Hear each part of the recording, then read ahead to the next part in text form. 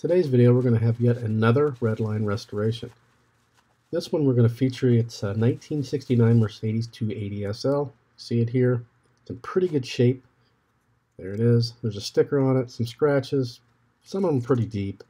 But if you'll notice, the rear tail lights are perfectly painted. They're part of the base, so I don't end up having to paint those at all.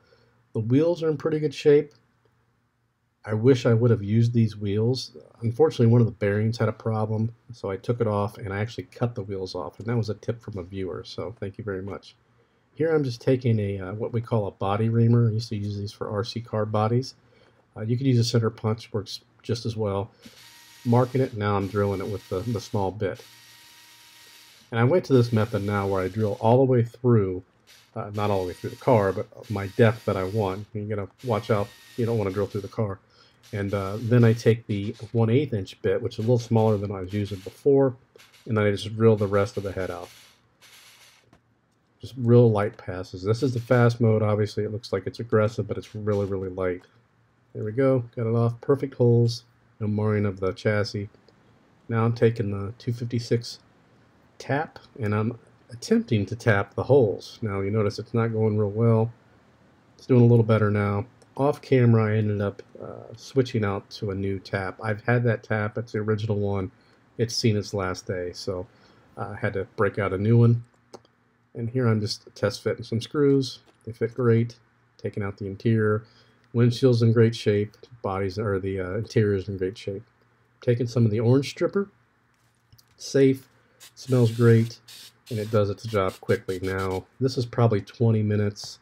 Maybe it didn't probably take that long, but I went and did some other things. I'm not going to sit there and watch paint peel away. So it just wipes off with a towel, and then after you're done, be sure to wash it off in the sink or something like that. Get the rest of that off. Now I'm putting the new wheels on. These are from eBay. I recommend getting them from the Redline shop. These are very difficult to get on, and they don't look as great as the original, but they were cheap. The Eldorado I used, the Redline shop, they were way better. Get those. Taking a wire brush and just knocking off some of that roughness here. Just going around. And then next I'll hit it with some mother's polish and the Dremel with it's just one of the cotton or the felt tips. I don't know what they are, just a standard Dremel tip. I use a new one every time. I mean, they're cheap. You buy a whole package of them for a couple bucks. They're not expensive at all.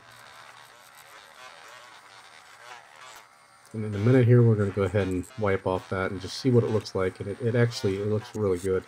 Again, you don't want to get a total chrome finish, but you want to get it right before it's like chrome. So you get that the Spectraflame looks a little bit more real, like an anodized, I should say. So it's pretty good.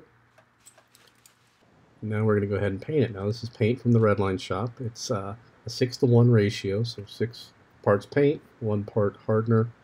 And I'm using a little syringe, and I'm doing three full syringes and then a half syringe of the hardener to make the 6:1. And with the hardener, you don't have to use a clear coat to get the shininess. So that's one advantage of that. And I'm just mixing it up here with a little Tamiya mixer. It's like a little steel rod, and makes it great for mixing. Now I'm getting ready to paint it. Now I painted 4 coats. I actually kind of stopped there. I ran out of air. I forgot to turn the compressor on. But 4 coats total. Don't know why. Just did. That's what I kind of had in the gun. I didn't want to waste any. So there it is. And there's the finished product. And I did bake this one again, 220 degrees for a half hour. Does excellent. It bakes it on. You don't have to worry about it chipping or anything. You can see I'm not real gentle with it at all. Getting some screws, put the interior in, and then here I am going ahead and putting those screws in. And there's the finished product. Looks pretty good. On the roof, you'll notice a little bit of, I guess some fuzz got in there, maybe something. But I'm not worried about it. I just wanted to get the video up. And there's those taillights. They look great. Everything I used in this video, you'll be able to find in a link below, Amazon links. I've got the bits. I've got I don't think I have the wheels, but there's a link to the Redline shop. Go ahead and visit them. They're not a sponsor or anything, but they have great products.